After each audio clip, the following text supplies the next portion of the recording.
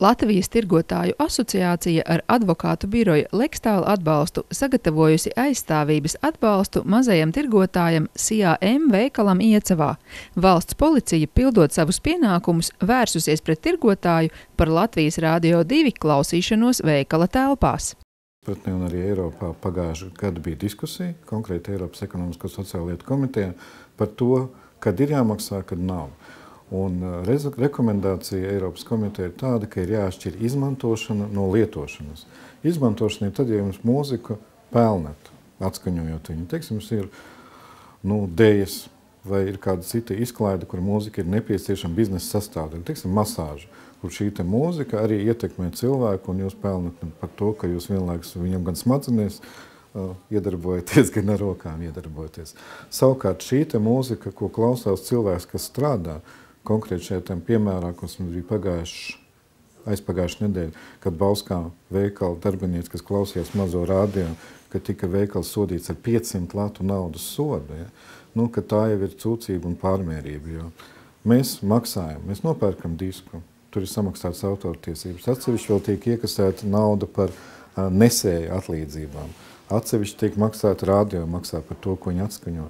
Ja cilvēks klausās šo mūziku, ir pilnīgi vienalga, vai es viņu klausos mājās, vai es sēžu darba vietā, no tā nekas nemainās. Viņu autortiesības ir samaksātas. Cita lieta, es vēl papildus ar to pelnu. Tas pats jautājums, kā, ja mēs, teiksim, veikalā, piemēram, ir elektrība.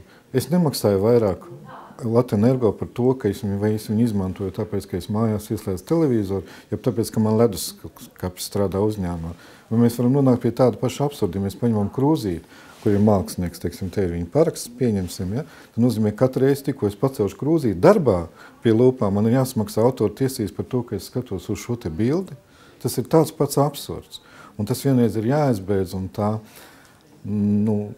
bezgalīga alkatība, kas ir iestājusies Latvijā, ir jāpārtrauc. Ir jābūt normālām lietām, ka ir jāsamaksā visiem, ir jāsamaksā tur, kur tas pienākās. Rādio ieslēdz samaksā. Ja man ir koncerts, kurā izpildu dziesmu, jāsamaksā. Ja man veikalā ir, teiksim, kaut kādas mākslinieki uzstājās, ir jāsamaksā par to mūziku, ko es izmantoju. Ja, protams, tai mūzikai ir līgums noslēgts par izmantošanu. Teiksim, bija kā prāta vētra, kura neņem atlīdzību par to, ka viņi klausās, tad tai mūzikai vajadzētu būt pieejamai publikai arī bez maksas, jo tā ir prāta vētra stratēģija reklamēt sevi ar to, ka viņa mūzika ir bez maksas.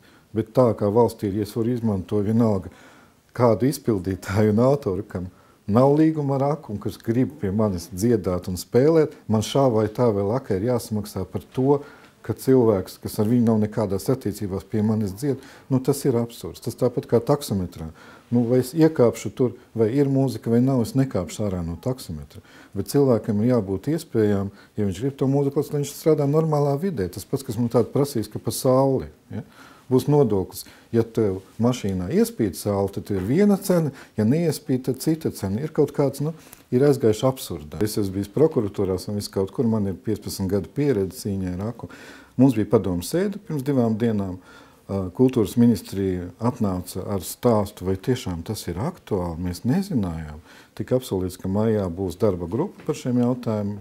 Savukārt mēs esam vienojušies ar juristiem, ka mēs gatavojam sūdzības atvērsmes tiesā par cilvēktiesību pārkāpumu, jo uzskatām, ka šajā gadījumā cilvēki tiek prasīts daudz vairāk nekā ir viņa pienākums maksāt. Ir jāvienojas un ir jāaicina Saeimā uz normālu sarunu par taisnīgiem tarifiem, par taisnīgiem maksājumiem, lai šī lieta vienreiz Latvijā tiek sakārtot, jo tāda nosacīta kukuļa, tāda korumptīva schēma ir jāizbeidz.